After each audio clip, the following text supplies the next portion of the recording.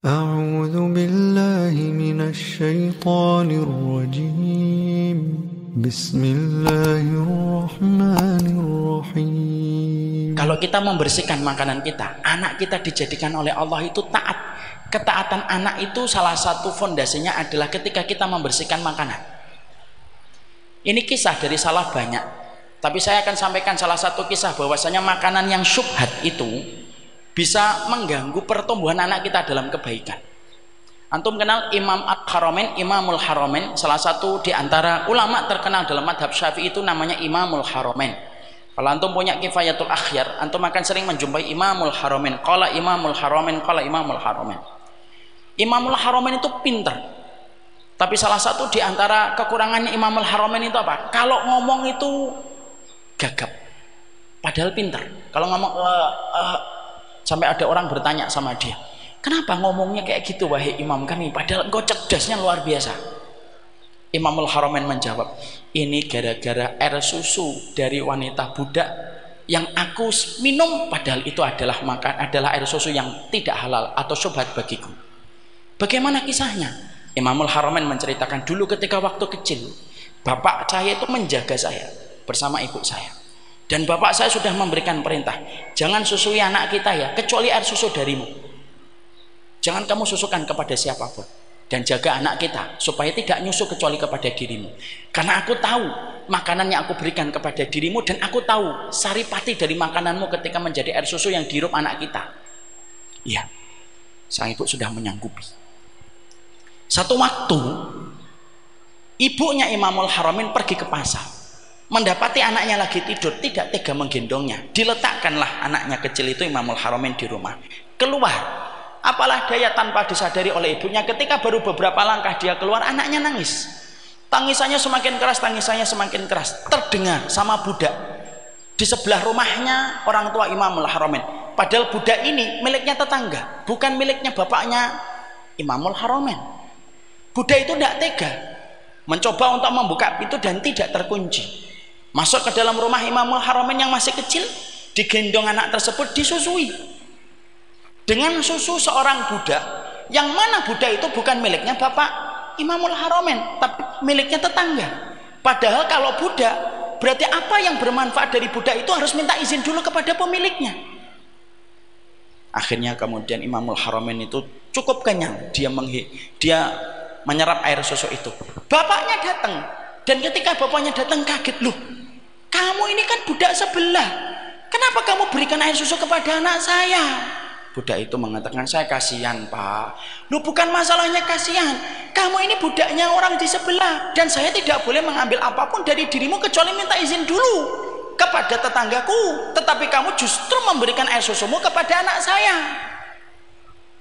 Lalu Imamul Haramain berkata, dari air susu syubhat itulah Allah itu sampai memberikan kepada saya gagap ketika bicara. Sampai urusan semacam itulah dalam Islam kalau sudah memperhatikan masalah makanan. Makanya saya cukup terenyuh.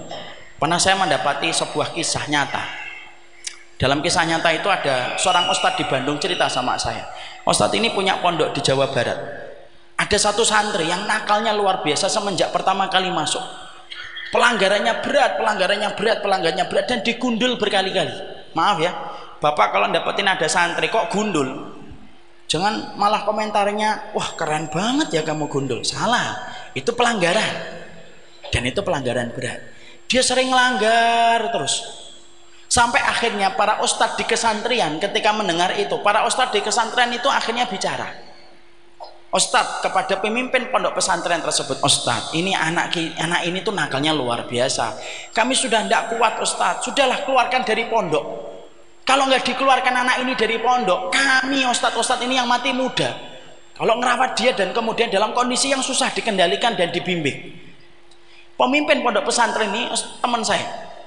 Beliau akhirnya sepakat untuk dikeluarkan, tapi beliau tidak tega kalau kemudian ngontaknya itu lewat telepon kepada orang tuanya. Akhirnya beliau mendatangi ke Bandung, ke rumah orang tua wali santri tersebut. Datang ke rumah tersebut, bapaknya menyambutnya dengan perasaan senang, gegap gempita, senang luar biasa, karena memang dia sayang sama anaknya yang di pondok dan berharap banyak. Dia menaruh harapan banyak kepada anaknya. Lalu kemudian Sang ustadz berkata, Pak, maaf nih, saya bukannya memutuskan harapan Bapak, tapi para ustadz-ustadz di pondok sudah tidak kuat karena pelanggarannya sudah lebih dari 3 kali dan pelanggaran berat. Berubah muka wali santri itu.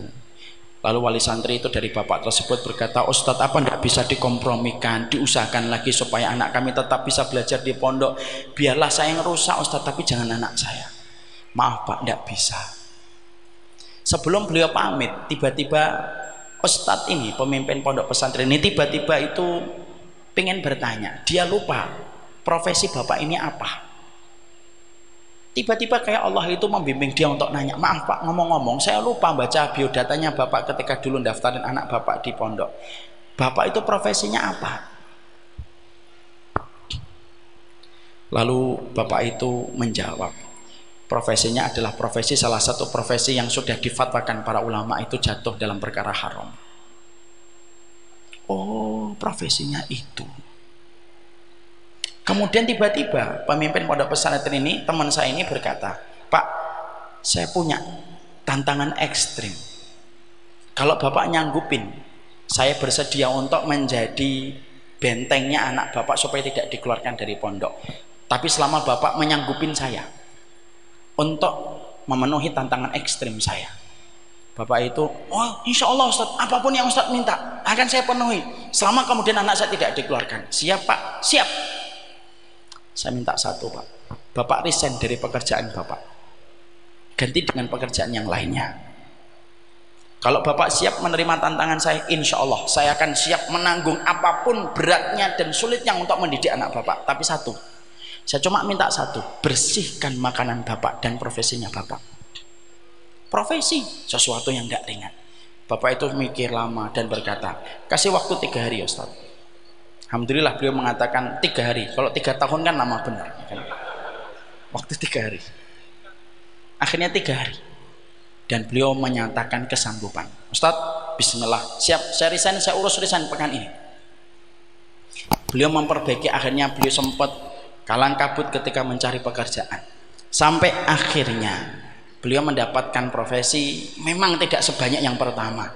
Tapi akhirnya beliau mendapatkan rezeki.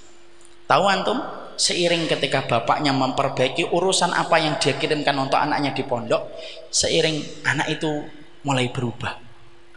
Dan Ustadz itu berkata, Ustadz tahu nggak, anak itu sekarang sudah hafal 30 juz. Dan anak itu sekarang menjadi ustadz di kesantrian, di tempat dulu para ustadz-ustadznya memusuhi dia ketika menjadi santri. Dan itu kisah nyata.